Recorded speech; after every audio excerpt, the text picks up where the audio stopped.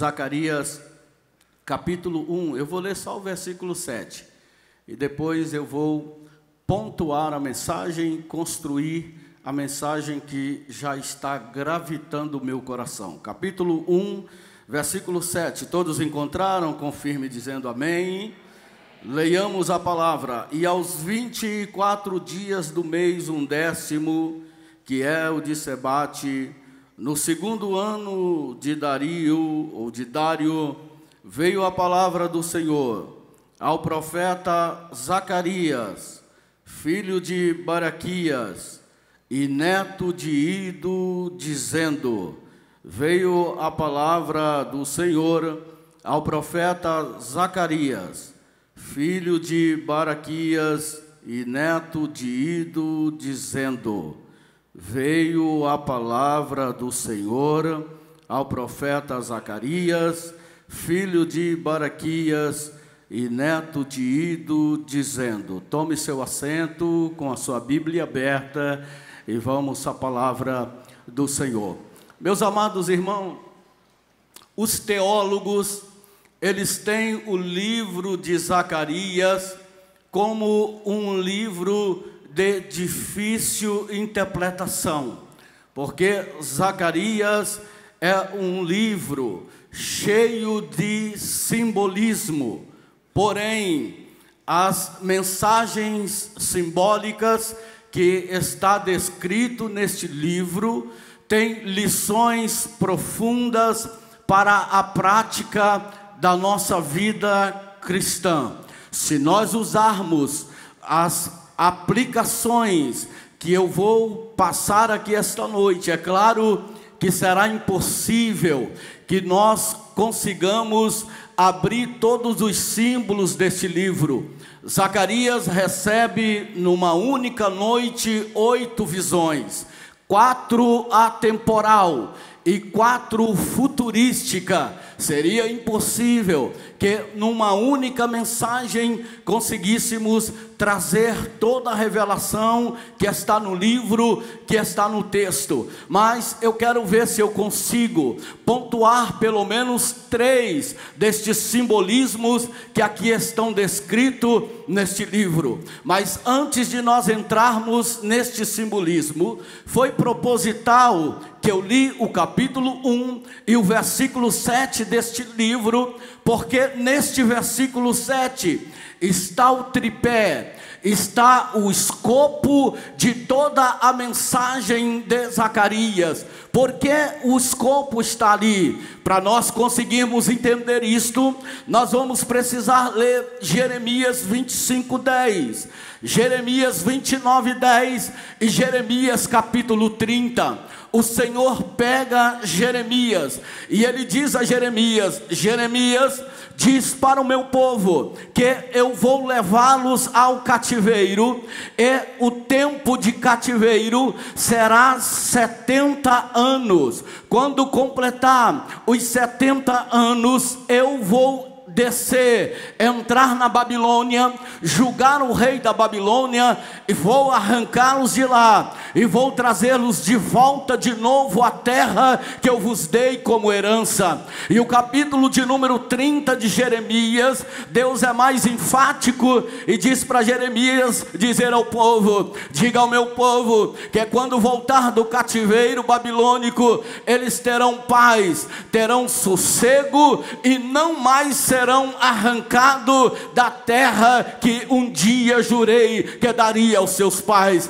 Porém, nós, quando lemos Zacarias, nós vamos entender estes textos de Jeremias, porque neste versículo 7 está todo o tripé, como já disse, e o escopo da mensagem. Por quê? Porque o nome Zacarias no hebraico significa Deus lembrou ou Deus lembra. O nome Baraquias significa Deus abençoou ou Deus abençoa. E o nome Ido significa no tempo determinado ou o tempo chegou. Então veja que Deus, nesta chamada de Zacarias, Deus está dizendo: eu me lembrei que o tempo de cativeiro era somente 70 anos. Chegou a hora de entrar na Babilônia, arrancar de lá o meu povo e cumprir a minha promessa que eu fiz ao meu povo. Aqui eu já quero começar dizendo algumas coisas muito importantes esta noite. Eu quero dizer a você que Deus não esquece, Deus não sofre variação, Deus não é como o homem que promete hoje e amanhã já não lembra mais. Deus não é como o homem que esquece. O apóstolo Tiago, ele escreve que todo o dom perfeito vem descendo do Pai das luzes, em quem não há dúvida e nem sombra de variação. Deus não varia na sua promessa, Deus não rechaça a sua promessa, Deus não retrocede na sua promessa. Quando Deus promete, passa o tempo que passar, Ele é fiel para cumprir a sua promessa feita ao teu povo. Porque eu estou dizendo isto aqui esta noite, porque é possível que a gente assentado nessa igreja aqui esta noite, que já tem promessas de anos,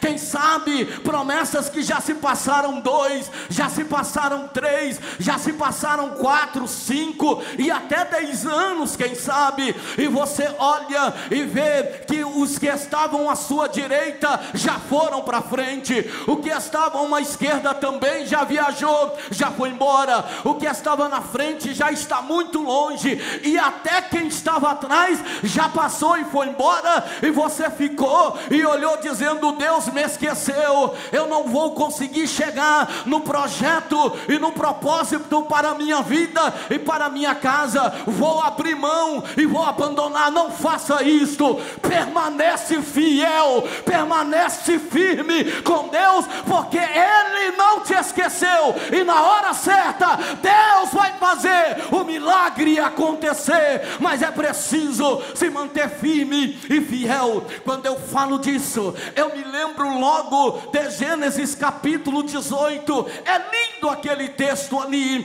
porque se você fizer uma conta de Gênesis capítulo 12 até o capítulo 18, você vai perceber que 25 anos se passaram. Deus fez uma promessa para Abraão em Ur dos Caldeus e disse para ele: sai da tua terra, da tua parentela, porque de ti eu farei uma grande nação. Parecia algo impossível, porque era um negócio de doido, porque Abraão era velho e tinha do seu lado uma mulher estéril, e Deus estava chamando para um plano grandioso, mas Abraão aceitou, pulou dentro de um plano e foi embora. E eles então vão perseguindo a promessa, eles vão viajando na história e perseguindo a promessa. Com 10 anos de caminhada, Gênesis capítulo 16, Sara entrega o projeto, porque não acredita mais por causa da idade, e ela chama Agar, sua serva, e dá como mulher para Abraão, para ver se pelo menos tinha um filho da sua escrava, para poder dizer que era seu.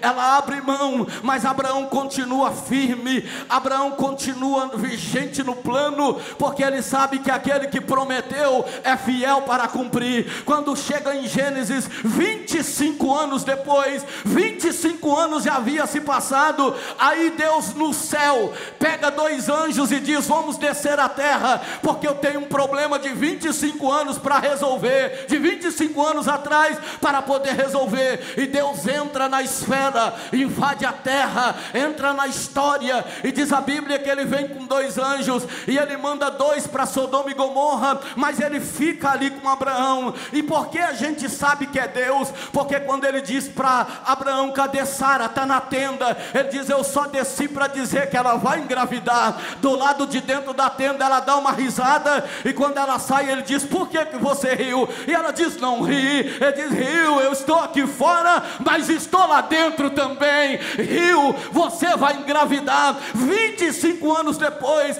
ela já não gerava mais, já não tinha mais possibilidade, mas Deus se lembrou da promessa que havia feito. Eu quero dizer esta noite: Deus não esquece você, Deus não esquece a promessa. Na hora certa Ele vai cumprir. Eu gosto de Gênesis capítulo de número 1, capítulo de número 8, versículo de número 1, a Bíblia diz que 150 dias depois que o dilúvio veio varrendo toda a terra, capítulo 8, versículo 1, diz lá o texto: lembrou-se Deus de Noé. Eu gosto disso, lembrou-se Deus de Noé, mas eu vou um pouco mais avante e vou ficar com Isaías, capítulo 49, verso 15 e 16, quando Deus traça um paralelo de uma mãe com filho. Ele diz: Isaías diz para o meu povo: pode uma mãe esquecer de um filho que ela ama? Ele diz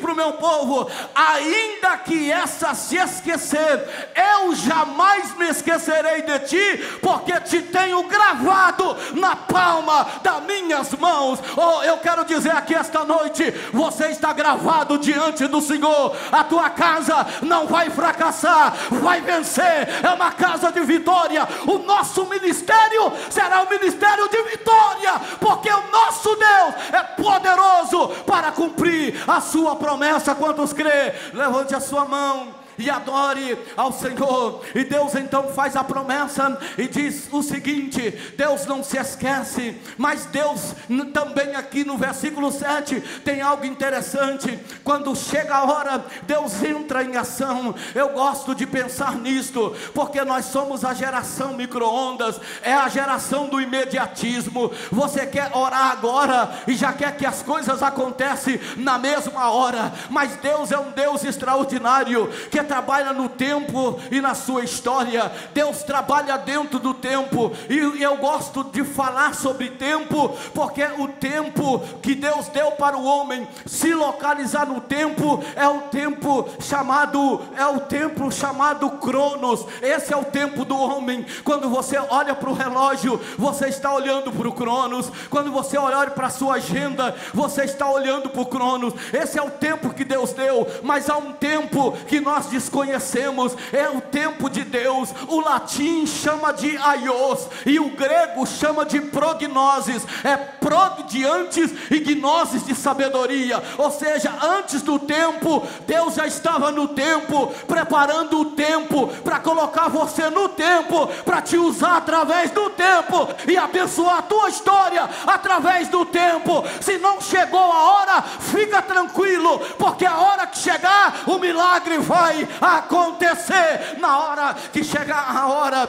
eu gosto de Jó, capítulo 19, porque é o capítulo do balanço da vida do homem. E Jó começa dizendo: tiraram uma coroa da minha cabeça, os meus servos não me dão mais lugar na praça, ninguém mais me ouve, o meu hálito se tornou irrepugnante para minha mulher. E ele vai cantando uma derrota, e ele vai cantando, mas quando chega no versículo 25, ele diz: eu sei que o meu Redentor vive e que por fim ele vai se levantar. Sabe o que Jó está dizendo? Se ainda não chegou o fim, é porque ainda não aconteceu o milagre. E a Bíblia diz que o fim de todas as coisas é melhor do que o começo. Se não aconteceu o milagre, é porque o fim da força humana não chegou no final. Mas quando o nosso tempo chega no final, Deus invade a terra, vem com o Kairos dele e começa novamente a nossa história e fazer um milagre acontecer. Mas deixa eu correr com o texto,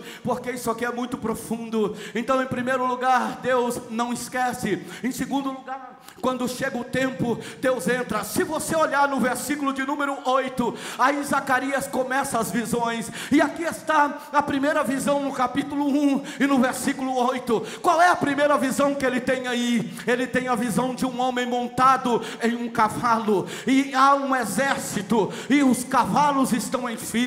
Mas diz a Bíblia que de quando em quando um cavaleiro sai daquela fileira, roda por toda Jerusalém, e quando roda por toda Jerusalém, o cavaleiro volta e diz: está tranquilo, Jerusalém está tranquila, não há perigo, não há risco de Jerusalém na investida do inimigo. Então ele volta para a fileira e lá entra de novo. Sabe por que Deus colocou esse exército ali? Porque Deus havia dito Egito, daqui da terra, ninguém mais vai tirar vocês. Quando você lê esse versículo 8, você vai ver que esse exército está aqui, e há umas murtas que esconde esse exército. O elemento chave do texto é a murta que esconde o exército aí. Por quê? Porque ele é um exército invisível, é um exército que não se vê, que não dá como ver, mas que ele está lá, está 24 horas para guardar, para proteger e para livrar. Não entendi, pregador? Está fácil de entender. Deus sempre na história,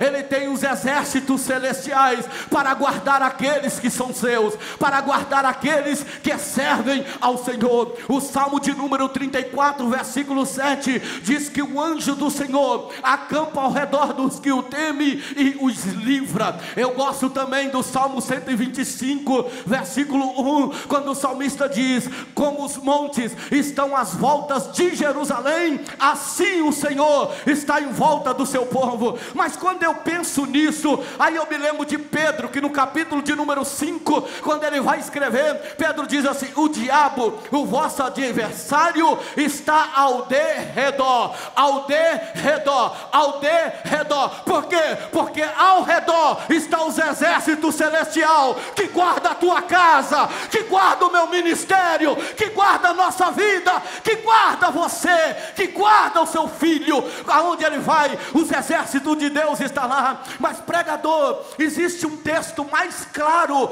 desse exército aí, e que alguém já viu esse exército? Existe.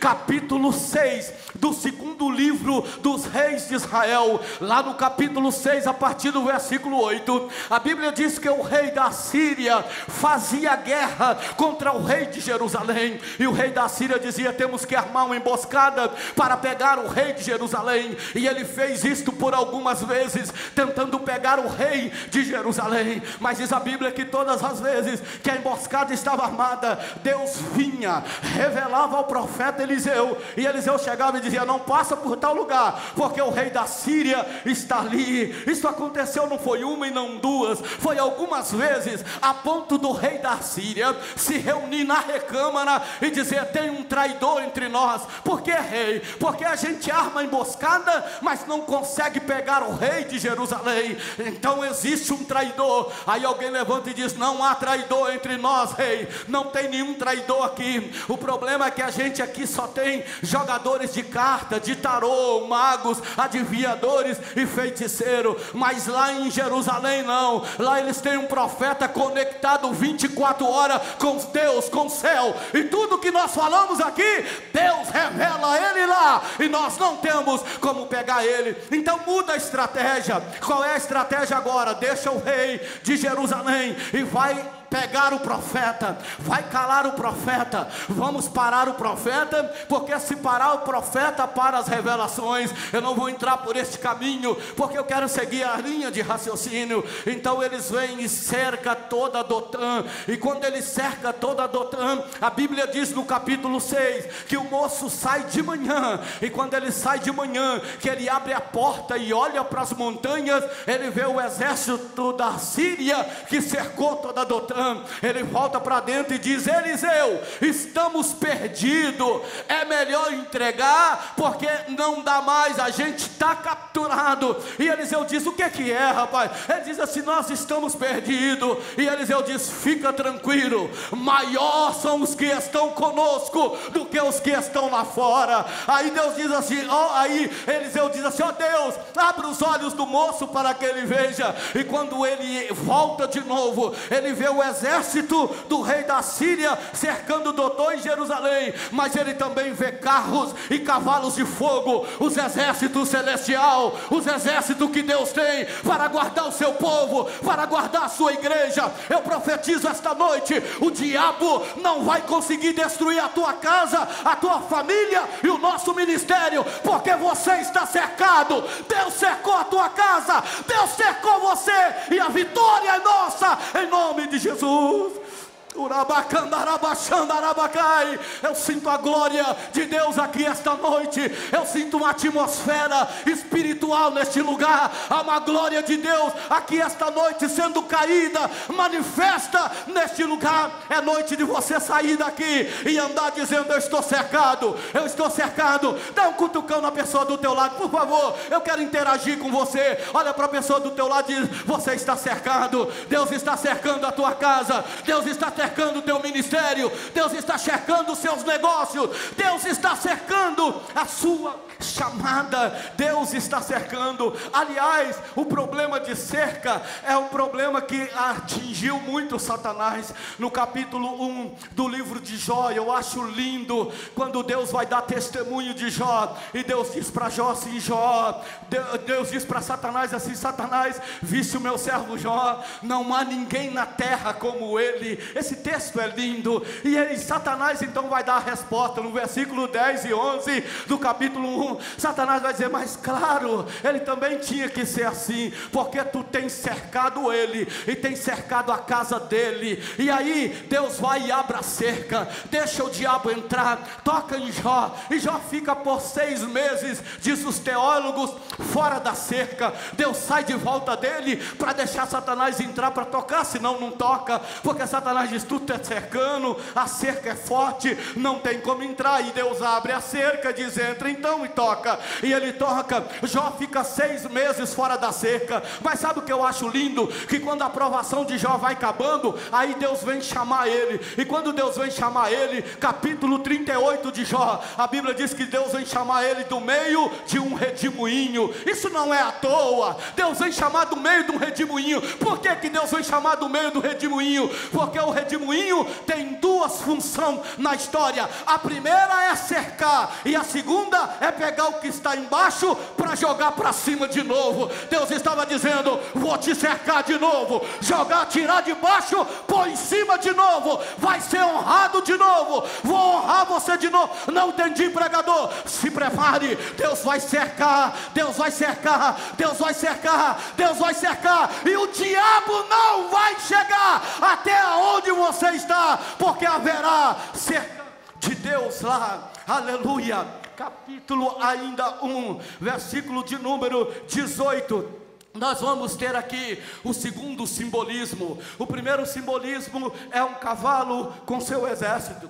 O segundo simbolismo que Zacarias vai ver, ele vê 4 chifres que está se levantando. Olha aí, capítulo 1, versículo 18. A Bíblia diz que 4 chifres se levantam. E os 4 chifres, quando se levanta, são os 4 poderes que vêm para poder arrancar, arrebatar e dispersar Jerusalém.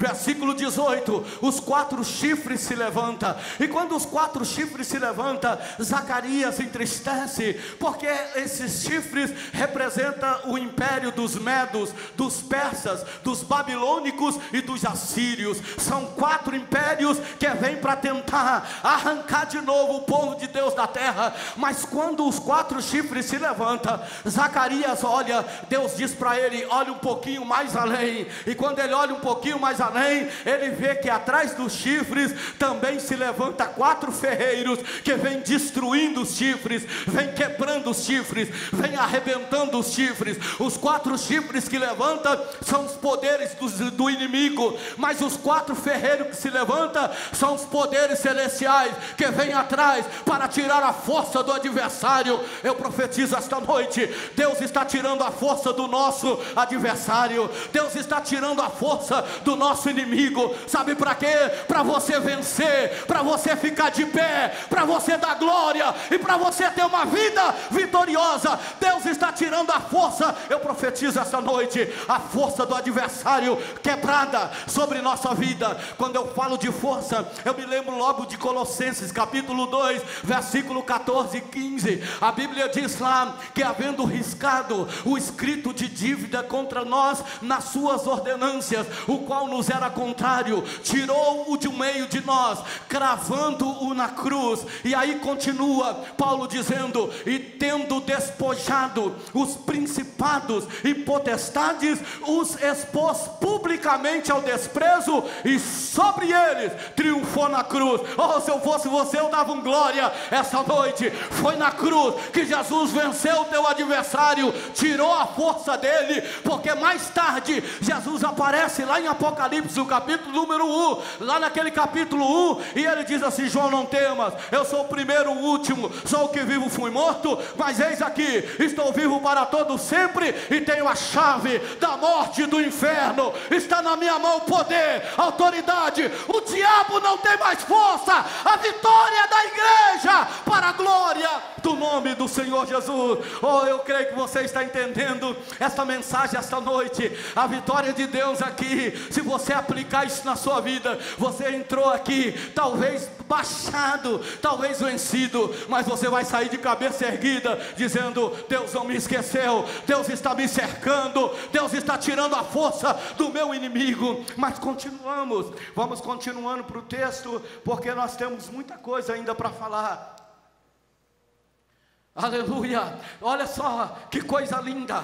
Terceira visão que ele vai ter está no capítulo de número 2. É lindo esta visão, porque na terceira visão que ele vai ter, ele tem a visão de um homem com cordel de medir. E aqui no texto de Zacarias, é o único lugar na Bíblia que o homem com cordel de medir, ele não está medindo o pecado de Jerusalém, mas ele está medindo a destruição de Jerusalém. E entra um homem com cordel de medir, e diz a Bíblia que ele vai andando por toda Jerusalém, e aonde há quebrado, aonde está quebrado, aonde está derrubado, aonde está caído, a Bíblia diz que ele vai medindo para poder reconstruir de novo, que ele vai medindo para poder levantar de novo. Os muros que foi quebrado, ele vai colocar de pé. As ruínas que ficou, ele vai erguer ali um grande muro, e a cidade vai ser restaurada. Eu quero dizer a você aqui esta noite,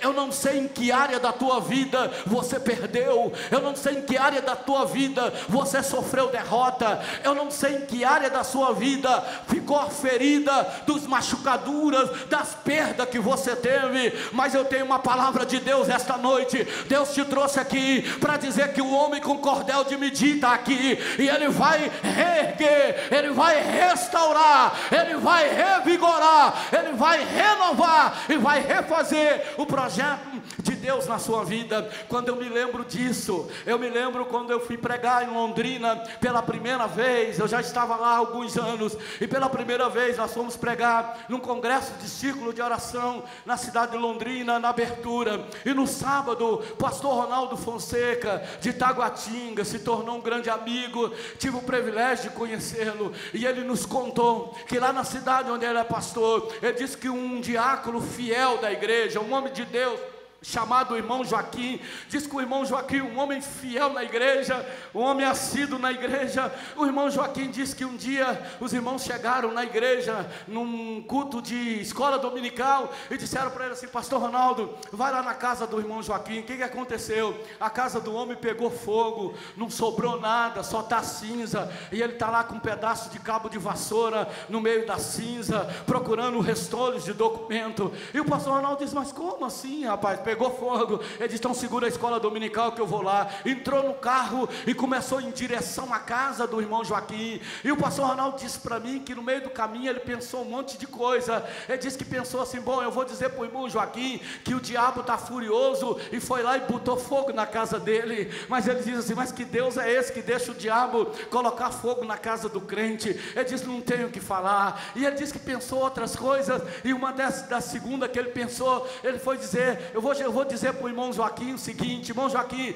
Deus está provando a sua fé e botou fogo na tua casa para ver se tu é crente de verdade. E ele disse assim: mas que Deus é esse que para provar a fé do crente tem que botar fogo na casa dele? Ele disse que não tinha nada para falar. O Espírito disse: cala a boca, vai quieto e não diz nada. E o pastor Ronaldo foi. Quando chegou a 100 metros, irmãos, ele disse que o Joaquim estava com um cabo de vassoura de 1 metro no meio da cinza, preto, todo sujo. Pastor Ricardo caçava retolho de documento, e ele disse que de repente ele desceu do carro e disse: o que eu vou fazer? E ele foi com a cabeça baixa, entrando no meio da cinza, chegou até o irmão Joaquim, pegou na mão dele e diz: a paz do Senhor, irmão Joaquim. O irmão Joaquim: paz do Senhor, pastor Ronaldo, glória a Jesus. Ele disse que ficou sem ação. O irmão Joaquim disse que saltou no meio da cinza. Glória a Deus. Pastor Ronaldo: que é isso, rapaz? Glória a Deus porque queimou sua casa. Ele disse: glória a Jesus, porque pegou fogo na minha casa, queimou toda a minha casa, mas Jesus guardou os meus 10 filhinhos com vida, estão ali para a glória do nome do Senhor Jesus. E ele disse, o pastor Ronaldo disse, ficou sem ação, olhou para ele e disse: então o que nós vamos fazer? Ele disse: vamos orar. Jogou o cabo de vassoura para cima, ajuntou o pastor Ronaldo e diz: Deus, eu te glorifico, porque pegou fogo na minha casa, mas o Senhor guardou os meus 10 filhinhos com vida. O pastor Ronaldo disse que saiu daquela cinza, entrou dentro do carro, começou a dirigir por toda Brasília e chorar e dizer assim: é diferente quem serve a Deus, é diferente quem serve ao Senhor, é diferente quem serve ao Senhor. Passado uma semana depois, o pastor Ronaldo disse que estava em Taguatinga num culto glorioso, e o irmão Joaquim pulava igual pipoca lá atrás, e o pastor Ronaldo disse: traz o irmão Joaquim, será o que aconteceu agora? E o irmão Joaquim veio à frente. Quando chegou à frente, ele deu um abraço no pastor Ronaldo, que quase quebrou a costela do pastor Ronaldo, e disse para ele assim: pastor, quando terminar o culto, vamos lá em casa para o senhor orar pela minha casa e fazer um culto de ação de graça. O pastor Ronaldo disse: que casa, rapaz? Pegou fogo, não sobrou nada. Ele diz: o senhor é que pensa que o meu Jesus ia deixar isso barato? Jesus usou o vizinho da esquerda, da direita, de trás e da frente, e os vizinhos que cercavam a casa que pegou fogo era de 3 cômodos de madeira. Os vizinhos fizeram uma de 6 de alvenaria, aleluia. E o pastor Ronaldo foi lá, mas o irmão Joaquim trouxe o pastor Ronaldo e disse para ele: pastor Ronaldo, olha comigo, e deu uma volta na casa e diz: olha a cinza, olha a cinza, olha a cinza. O pastor Ronaldo disse: Joaquim, limpa essa cinza aí, rapaz, vale isso para ir embora, para a casa ficar bonita. Ele diz: eu nunca vou tirar essa cinza daqui, vou morrer e a cinza vai ficar aí. Por quê, Joaquim? Porque eu quero que todas as vezes que o diabo tentar e ousar colocar a cara na porta da minha casa, ele possa olhar para a cinza e ver que na cinza que ele constrói, Deus vem e constrói as vitórias dele. Deus vem e constrói as vitórias dele. Eu estou cheio de Deus para dizer aqui esta noite: a tua vitória está chegando. Talvez esse ano ainda não aconteceu, talvez ainda não concretizou. 2017 está indo embora e você diz assim: não vai acontecer nada. Anima-te, alegra-te, o homem com cordel de medir está aqui, e ele vai fazer o milagre na tua vida. Se não fizer agora, ele faz o ano que vem, mas ele faz porque ele é fiel. Mas não deixa de dar glória a Deus, não deixa de dar glória a Deus, porque a coisa não está indo bem. Eu gosto do Salmo de número 131, acho lindo, porque o salmista Davi diz assim: Senhor, eu destetei a minha alma, tirei a minha alma da teta, como a mãe tira uma criança da teta. E eu, quando li isso, eu fiquei perturbado por alguns meses. Em Londrina, fui estudar, e aí descobri um cara que estudava sobre comportamento materno e comportamento da ótica do bebê. E aí os caras que estudam descobriram que a mãe fica toda eufórica quando ela chega da rua, e ela abre a porta da casa e o bebê está lá dentro da casa. Quando o bebê vê ela, ele abre um sorriso. Aí a mãe olha e diz assim: tá vendo? Eu sou a figura desta casa. Quando eu entro aqui, olha a alegria do meu bebê, ele me ama. Os caras que estudam esse comportamento descobriu que a mãe está errada, que ela está olhando na ótica dela, mas aí eles foram estudar a ótica do bebê e descobriram o contrário. Descobriu que quando a mãe entra em casa, o bebê dá risada e se alegra, porque não pela figura da mãe, mas porque ele está olhando na mão da mãe, e ele vê uma mamadeira de 1,60 m projetado na mão dela, e ele diz assim: opa, acabou o meu problema, vou comer, a barriga vai parar de doer, e estou alegre. Essa é a visão do bebê. Aí o salmista Davi diz assim: Senhor, eu destetei a minha alma, tirei a alma da teta. Por quê? Porque quando eu entrar no santuário, eu não vou vir olhando para a sua mão pelo que o Senhor dá, mas eu vou entrar para te adorar pelo que o Senhor é, porque o Senhor é Deus, o Senhor é grande, é poderoso. Não importa se o couro está comendo nas suas costas, se a lata está vazia, se não tem dinheiro na conta, ou se a coisa está feia, não importa, segue adorando a Deus, segue exaltando a Deus, porque quem tem Deus tem tudo, tem o maior de todos os tesouros, tem Deus, tem tudo, para a glória do Senhor, aleluia. E nós vamos encerrar essa sequência de visão. Eu vou pedir para você ficar em pé, porque o meu tempo já foi, aleluia.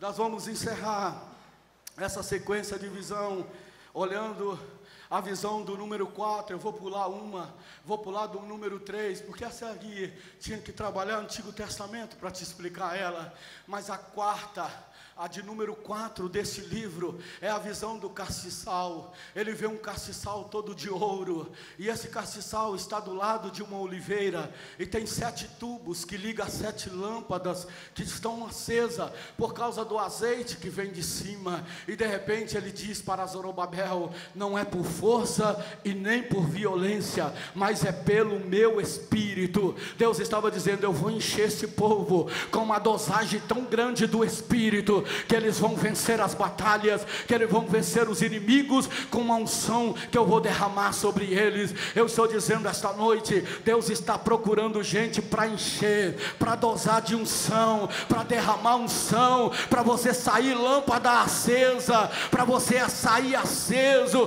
porque lâmpada acesa, por onde ela passa, ela ilumina as trevas, ela traz fogo. E aqui eu quero dizer que nós estamos vivendo uma geração que Deus está procurando gente para poder encher. Sabe por quê? Porque gente cheio de unção, não importa o tamanho do gigante, quando ele entra na batalha, ele não olha para o gigante, mas olha para aquele que está acima do gigante, porque ele está cheio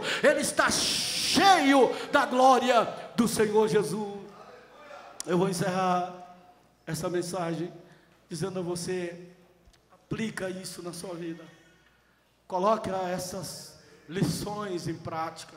Quando você chegar em casa, dá uma avaliada, dá uma analisada neste livro, e você vai ver que tem coisa muito mais profunda. As mensagens futurísticas são extraordinárias, porque mexe no milênio, coisa linda que vai acontecer, a saída da igreja, e ali muito simbolismo que tem ali. Dá uma olhada e você vai ver que coisa linda tem ali. Dá as mãos à pessoa do teu lado. Eu já vou terminar, eu vou fazer uma oração, mas eu quero que você dê as mãos, eu quero que todo dê as mãos. Nós estamos encerrando esse ano, e nós vamos encerrar esse ano uma igreja unida, uma igreja poderosa, uma igreja vencedora, e nós vamos vencer em nome de Jesus. Feche os seus olhos. Nosso Deus e nosso Pai, eu estou encerrando essa mensagem aqui essa noite, Senhor, porque tenho certeza que o Senhor escolheu esse tempo, esse dia, para que essa mensagem fosse pregada. Eu sei, Senhor, que essa mensagem ficou na mente desse povo que aqui está. Eu sei que eles vão voltar para trás, Senhor, com essa mensagem incutida na mente, no coração, e que eles vão voltar para trás com a certeza de que o Senhor é um Deus que não esquece, de que o Senhor é um Deus que tem um exército escondido protegendo o teu povo, de que o Senhor é um Deus que tem na mão o cordel de medir para restaurar o que foi quebrado, e que o Senhor é um Deus que está pronto, Senhor, com um pote, o reservatório de azeite para encher os servos do Senhor, as lâmpadas que estão aqui na terra e que dependem do azeite azeite para prosseguir na jornada. Eu creio, Senhor, que é um novo tempo da igreja. Eu creio que o Senhor está mandando um avivamento ao redor da terra, um avivamento na palavra, Senhor, que vai despertar gente, que vai abrir os olhos de gente, que vai ensinar gente, Senhor, como o Senhor se ater e usar o poder da palavra para vencer as adversidades e os problemas desta vida. Continua ajudando a igreja de Blumenau, Senhor, os obreiros desta casa, ministros, servos do Senhor, nosso pastor presidente, Senhor, que agora também, Senhor, está como presidente da convenção do estado, Senhor, do sudoeste do Paraná, uma responsabilidade grandiosíssima. Ajuda ele, dá força, autoridade, poder, Senhor, oh meu Deus, para continuar, meu Deus, nesta batalha, conduzindo a igreja do Senhor para o céu. Nosso vice-presidente, os obreiros desta casa, os departamentos, os adoradores, os levitas, Senhor, desta casa, realiza obras poderosas, realiza obras profundas, e entra, invade a nossa história, e através da nossa vida, usa gente, para trazer gente para a tua igreja, para dizer que Blumenau é do Senhor Jesus, para resgatar Blumenau, e para fazer um milagre acontecer na vida e na história deste povo, para a glória eterna do teu nome. É assim que eu oro e te agradeço, em nome de Jesus. Só dá um abraço na pessoa do teu lado e diga: Deus não te esquece. Há um exército que te guarda, há um homem com cordel de medir à tua espera, e há um pote de reservatório de azeite para a tua vida.